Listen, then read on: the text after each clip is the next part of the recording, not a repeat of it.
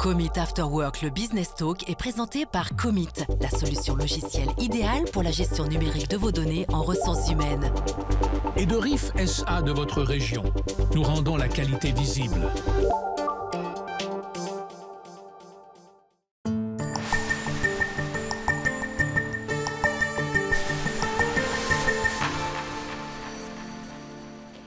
Mesdames et messieurs, bienvenue à Commit After Work, le Business Talk sur Télébilingue.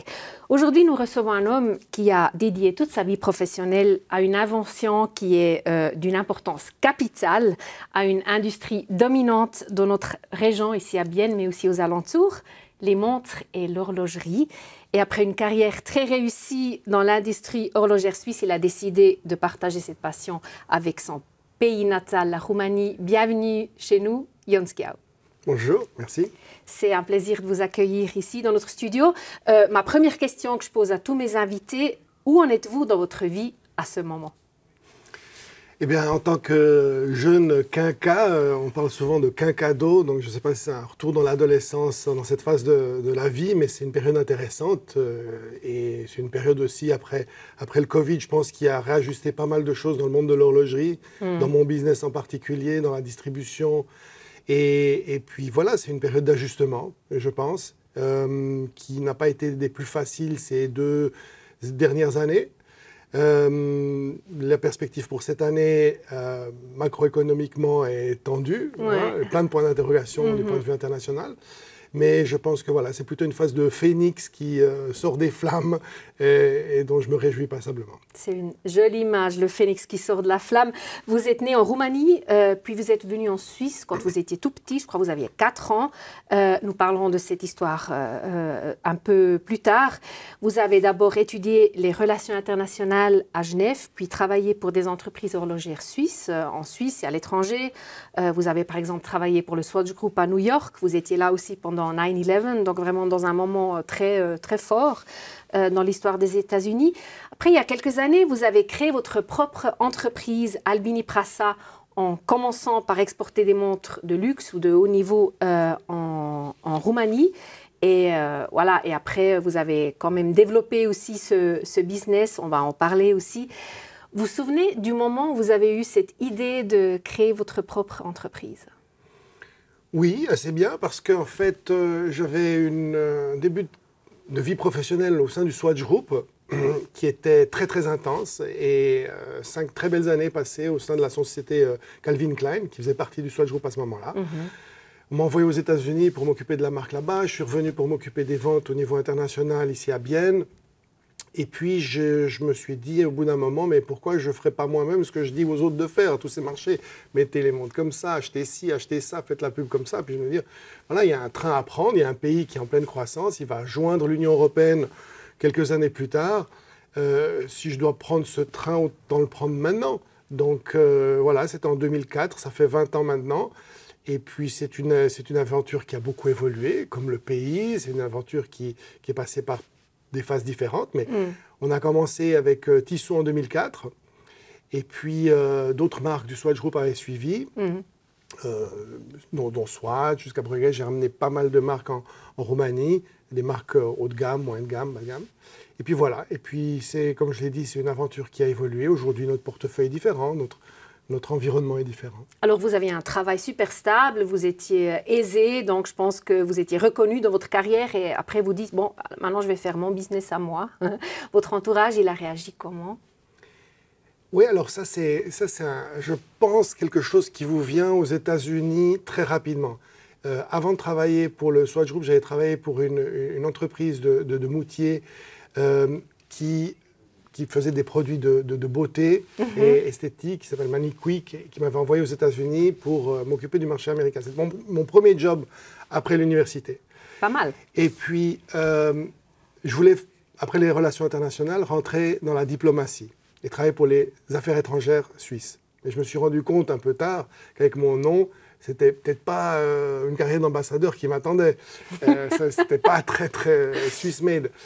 Par contre, j'aimais beaucoup le Swiss made et j'ai pris beaucoup de plaisir à le vendre dans cette première expérience. Et je me suis dit, waouh, c'est une autre forme de diplomatie, c'est une autre forme de vendre la Suisse, de représenter la Suisse, et puis qui me plaisait bien. Et je me suis rendu compte en étant là-bas que je savais tout de notre bassin horloger. Enfin, je veux dire, de par les amis de la famille, mes amis personnels, on travaille à mi-temps dans une boîte X, un ami, une boîte qui fait des couronnes, l'autre, etc. Donc, en fait, le tissu industriel faisait partie et fait partie de nous.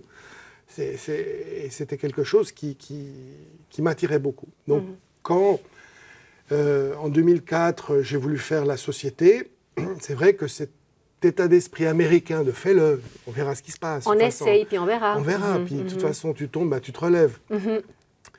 Faisait partie de moi, sans aucun doute. Mais c'est vrai qu'en annonçant la nouvelle à des amis ou des connaissances, la réaction très, très suisse, c'était « Oula, mais si tu te plantes, il se passe quoi ?» Mais je ne me posais pas la question si je me plante. Je me plante. Ouais.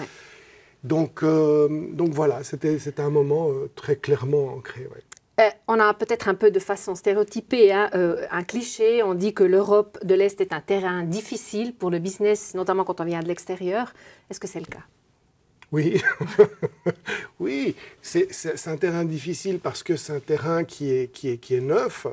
Il faut se rendre compte que ça fait 35 ans que ces pays font une transition vers une économie de marché.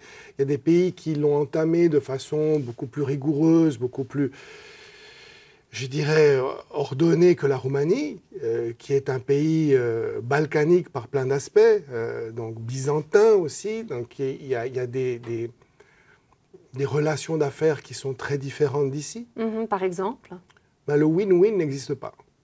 D'accord ? Donc, l'idée qu'on puisse faire une bonne affaire, vous et moi, c'est toujours, si tu fais une bonne affaire, c'est que moi, j'ai perdu quelque chose. Donc, ce jeu-là est malheureusement très ancré dans la culture encore. Il faudra encore une génération peut-être pour que ça change et pour que les choses soient transparentes. Et voilà, quand vous, en Suisse, vous demandez un devis, on vous donne un devis. En Roumanie, la plupart du temps, on vous dit combien tu veux mettre. Mais je ne veux pas mettre combien me coûte ce toit. Si je veux un toit de cette qualité, ça coûte tant. Donc il y a toujours cette relation, mais combien je peux tirer de la relation de...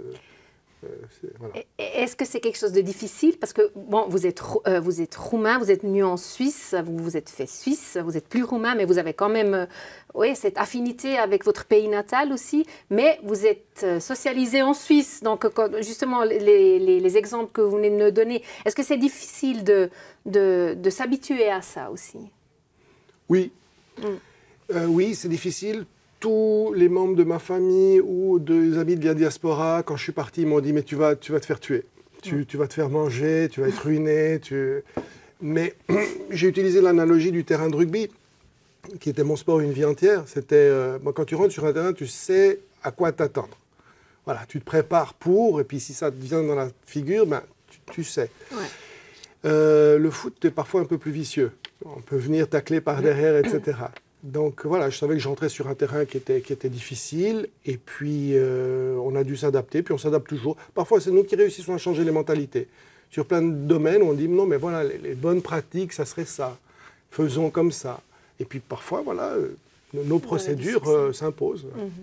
Vous partagez votre vie entre Bucarest et Bienne. À Bienne, vous avez vos 2 enfants. À Bucarest, vous avez votre business. Est-ce que Bienne est une bonne base pour faire ce va-et-vient ? Alors, oui, et je me souviens de quelqu'un qui travaillait dans l'horlogerie, il me disait « À nous, dans l'horlogerie, on connaît plus Hong Kong que Berne ». Puis ça, c'est vrai. Je pourrais vous donner plein de restaurants à Hong Kong, pas un à Berne, non, à peu près. Mais c'est une bonne base parce que centrale en Suisse, parce que l'écosystème est là pour avoir tout le temps quelqu'un, rencontrer quelqu'un, démarrer. On voit d'ailleurs ici vos 2 enfants, une fille et un garçon. Ils disent quoi quand papa part à Bucarest de nouveau ? Oh, encore. Non, mais oui, je crois que chaque moment où on se retrouve a beaucoup de valeur, et puis j'essaie d'en faire le maximum, mais c'est vrai que c'est usant comme c'est usant pour n'importe qui travaille dans cette industrie, dans la vente ou dans le marketing, qui pendant des années doit voyager beaucoup. J'ai travaillé aussi, même si j'ai fait cette société il y a 20 ans, j'ai travaillé à un moment donné pour Hublot à plein temps. pour développer leur réseau de boutiques dans le monde, à un moment où ils n'en avaient pas, entre 2010 et 2012. Vous êtes 60-70% du temps dans l'avion, autour du monde, etc. Donc, mes pensées vont à tous ceux qui travaillent dans la vente basée à Bienne, mais qui sont souvent loin. Ouais. Albini Prassa, c'est le nom de votre entreprise. C'est en fait une très belle histoire parce que c'est les deux noms de famille, si j'ai bien compris, de vos deux grands-mères, c'est ça? Oui, alors c'est même les mères de mes grands-pères. Et l'histoire était venue quand j'ai voulu fonder la société. Je suis allé chez un notaire, maître de Meister, et puis il me dit, tu verras, la chose la plus difficile, c'est de trouver un nom. Puis surtout, prends pas un nom trop personnel, parce que si tu dois un jour tirer la prise, faut le faire de façon rationnelle. Puis je me suis dit, tiens, c'est vrai. Et au même moment, je reçois un petit montant, $1000 de mon père, en me disant, voilà, ça c'est de ma grand-mère, de ton arrière-grand-mère Albini, ce qui me reste. Je lui dis, tiens, si je fais une société un jour, je mettrai cet argent dans le capital de base. Puis j'ai pensé à elle, qui était d'une famille en Transylvanie, des gens qui ont beaucoup lutté pour l'autodétermination des Roumains de Transylvanie, quand c'était encore sous l'Empire austro-hongrois, et qui avaient une vie très intéressante.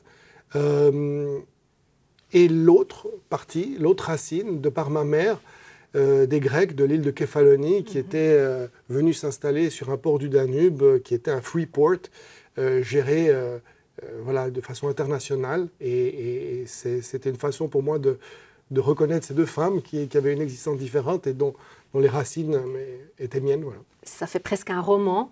Et aussi, votre histoire, ou peut-être aussi l'histoire de votre papa, fait presque un roman. Je l'ai dit au début de l'émission, vous êtes né à Bucarest et vous êtes venu en Suisse tout petit, à l'âge de 4 ans. On vous voit ici à l'arrivée d'ailleurs à Zurich-Kloten, je crois, c'est avec votre maman et votre père qui vous attendaient. Votre père, Razvan Skiau, était déjà en Suisse depuis plusieurs années. Beaucoup de Biennois, peut-être surtout les supporters du HC Bienne connaissent son histoire, mais pour les autres, pourriez-vous brièvement nous raconter l'histoire de votre papa? Oui, mon père était joueur de hockey dans l'équipe nationale de Roumanie. Il a fait les JO à Grenoble en 68 avec la Roumanie, il a fait des championnats du monde et petit à petit, il a découvert aussi ce qui se passait à l'étranger. Il avait cette chance de voyager. Ma mère ne pouvait pas voyager et sentait que l'avenir qu'elle voulait pour moi était dans un pays libre, et son avenir aussi. Et donc, elle a poussé mon père, en fait, à prendre cette décision. Je sais que la Suisse avait joué à Bucarest fin 72, et là, il a approché un tout petit peu les choses. Et janvier 73, voilà, ça fait maintenant 52 ans. Il a fui après un match contre la Suisse à Lucerne. Il avait joué à Bienne, je crois que c'était un des premiers matchs au stade de glace contre la Suisse. Ensuite, ils avaient Lucerne. Et là, il a disparu dans un magasin. Et grâce au président du HC Bienne de l'époque, il a réussi à jouer pour Bienne. C'était la famille Gassman, donc fondatrice ici de notre maison. Qui a eu le courage et puis à qui on doit cette sortie incroyable. Et puis ensuite, voilà, il a refait ses études de médecine, enfin l'équivalence pour être dentiste, et il a été dentiste jusqu'à très peu. Et vous l'avez rejoint donc quelques années plus tard avec votre maman, justement. Est-ce que la dictature de Ceausescu, est-ce que la guerre froide, le rideau de fer, c'était un thème, c'était quelque chose dont vous parliez en famille? Ah, c'est quelque chose d'omniprésent, c'est quelque chose de fantastique à expliquer aujourd'hui à des gens qui n'ont pas connu l'Europe avant 89. C'est fascinant. Je veux dire, la carte de la météo s'arrêtait à Vienne. Je ne sais pas si vous vous en souvenez. Je veux dire, c'est un endroit terra incognita, l'Europe de l'Est. Et puis, les communications étaient codées avec mes grands-parents. On pouvait les voir puisqu'ils pouvaient sortir à des moments différents. Par contre, je n'ai jamais pu retourner en Roumanie avant la chute du régime. C'était aussi une façon pour les gens de la diaspora qui avaient fui le régime pour des raisons politiques aussi de rester entre eux, parce que déjà, eux, enfants, avaient beaucoup souffert. Et c'était créé, si vous voulez, ce microcosme. Quand ils sont sortis de Roumanie, c'est ce microcosme qui s'est recréé. Et pour moi, internationalement, j'avais des tantes un peu partout dans le monde. Ou des cousins un peu partout dans le monde, si vous voulez. Et puis j'étais le seul à Bienne, qui n'était pas ni une capitale, ni une grande ville. Mais oui, c'est un sujet important. Et toujours, je regarde la chute du mur de Berlin. Ouais. Et les premiers passages de frontières avec la même émotion qu'en 89, pour moi, c'est hier, quoi. Et c'est très proche, en fait, de vous et de votre famille. Votre père était un joueur de hockey, après il était arbitre aussi. Est-ce que vous avez jamais joué du hockey, vous n'étiez pas vraiment talentueux? Oh là vous touchez un sujet sensible. Non, mais alors, j'ai commencé le hockey avec, comme mes parents n'avaient pas beaucoup de moyens, et je me rappelle très très bien ce moment, avec on vous voit d'ailleurs ici à la patinoire, pardon, oui. De vous interrompre avec votre père justement. Avec un gilet traditionnel roumain, un casque de skate blanc et des patins de filles. C'était mon premier entraînement à Chebienne. Alors, les petits joueurs suisses-allemands m'ont mangé tout cru. Et j'ai fait à l'âge de 7-8 ans de saison. Mais ça n'a pas été mon sport. C'est le sport, la passion et la vie de mon fils. Mais voilà, je n'ai pas du tout poussé du tout dans ce sens. Vous avez choisi le rugby? Moi, c'est le rugby qui m'est tombé dessus et pour lequel voilà, j'ai une véritable passion. J'ai joué même encore à un âge assez avancé. Très dynamique, c'est cette photo. Un âge assez avancé encore. Et puis voilà, j'aide le rugby en Roumanie sous diverses formes. Je suis encore dans le comité, mais gentiment, je me retire aussi de cette villa à Neuchâtel où j'ai joué passablement d'années. Qu'est-ce que ça vous apporte ou qu'est-ce que ça vous a apporté de jouer le rugby? Oh, le rugby, c'est vraiment un sport, un état d'esprit, une communauté. C'est un sport de combat collectif. Il y a plein de choses qui peuvent être dites sur le rugby. On pourra faire une émission entière. C'est très sincère, en fait, comme sport, parce que c'est très direct. Il n'y a pas de... C'est vraiment pou. Oui, puis je pense qu'il y a une vraie famille du rugby, même après le match, en troisième mi-temps. Je pense que c'est un sport qui intègre beaucoup plus que d'autres sports. Les tailles, les formes, les poids, les origines, plus que d'autres sports de ce que je vois ou que j'ai beaucoup côtoyé. Donc voilà, c'est un très beau sport. C'est un sport qui évolue bien en Suisse. C'est un sport où la Suisse d'ailleurs est arrivée pour la première fois de son existence cette année à un échelon jamais atteint. Donc j'invite tout le monde à s'y intéresser. Et puis Bienne a un club depuis peu, mais il se trouve que le premier entraînement, je crois, un passeport vacances fait par quelqu'un à Bienne sur le rugby, c'était mon père et un ami à lui, dans les fin des années 70, 70. Et puis c'est là que j'ai touché mes premiers ballons. Après, j'ai attendu l'université pour jouer. J'aimerais parler de votre travail que vous faites donc à Bucarest. Vous avez ouvert un espace qui n'est pas vraiment un magasin traditionnel où on peut acheter des montres. Sinon, c'est comment vous définissez votre local ou votre espace que vous avez ouvert à Bucarest? Alors, nous avons une grande villa à Bucarest avec différents salons thématiques et cet endroit, cette maison Albini Prasa est ouverte tous les jours comme un magasin, fonctionne comme un magasin et expose et montre comme un magasin. Mais nous avons voulu faire quelque chose de plus pour nos clients et notre communauté. C'est justement créer un endroit où on a le temps de discuter des montres. Vous n'avez pas l'impression d'être dans un grand centre commercial et vous visitez les mêmes montres, les mêmes vitrines de la même façon dans un aquarium. On avait besoin de ce confort pour développer des marques qui sont un peu plus intimistes, moins connues que notre marque principale qui est restée Tissot toutes ces années.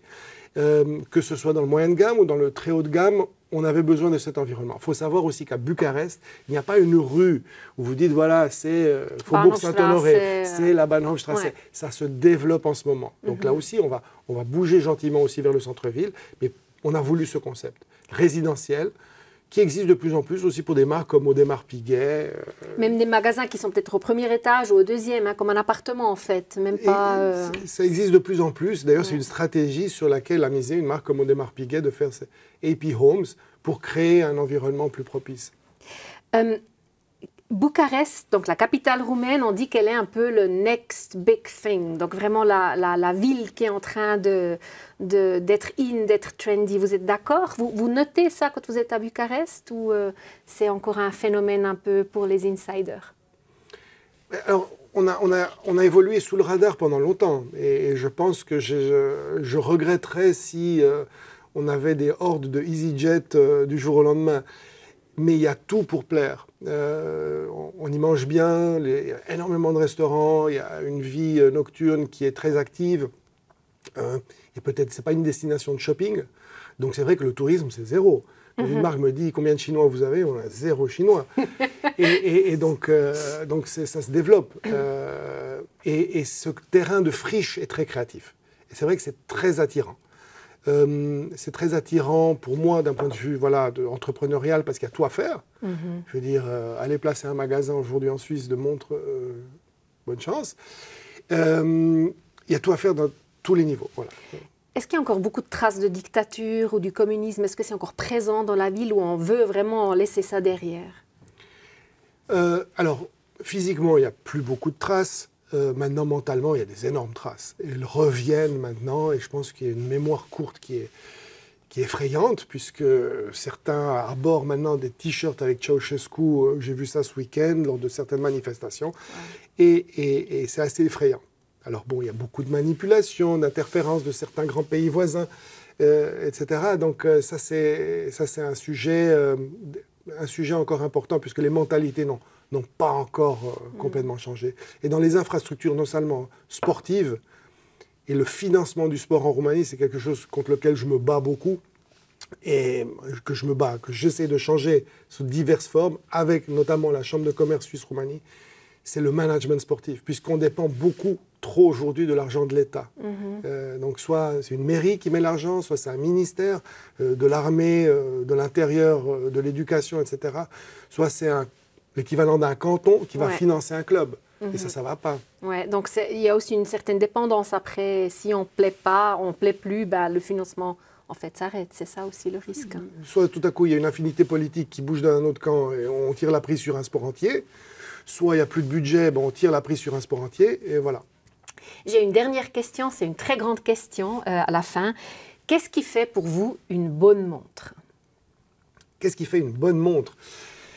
Une bonne montre avec un mouvement suisse, c'est d'avoir une montre suisse, ça doit être une montre suisse. Une bonne montre est une montre qui raconte une histoire. Et je pense qu'aujourd'hui, on vend surtout des histoires. Et c'est ce qui me plaît, c'est de créer aussi le lien entre l'histoire et l'horlogerie. On a créé plusieurs séries limitées de cette façon.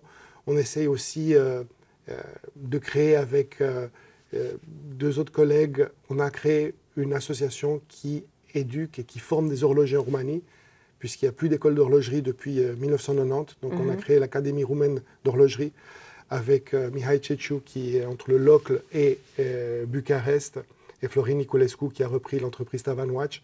Et ensemble, on a créé cette association qui forme des horlogers. C'est la 3e année. Donc voilà, on se bat pour le SwissMed aussi de ce côté en Roumanie. Et l'intérêt est là, donc les gens ont envie d'apprendre cette profession?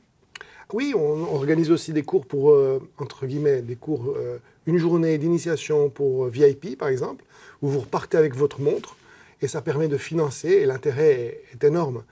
Oui, le système scolaire suisse qui est exemplaire dans le monde entier, l'apprentissage est encore balbutiant dans un pays comme la Roumanie, mais ce système dual, on essaie aussi par ce biais-là de l'introduire et il est très apprécié.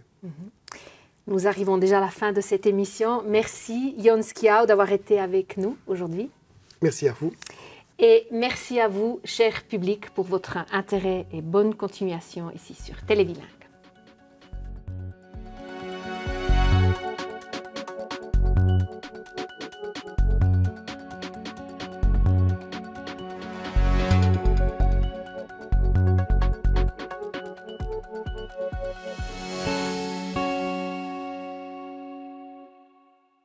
Commit After Work, le Business Talk, a été présenté par Commit. Une gestion des ressources humaines plus simple, plus numérique, plus rapide et à un prix imbattable. Et de RIF SA de votre région. Nous rendons la qualité visible.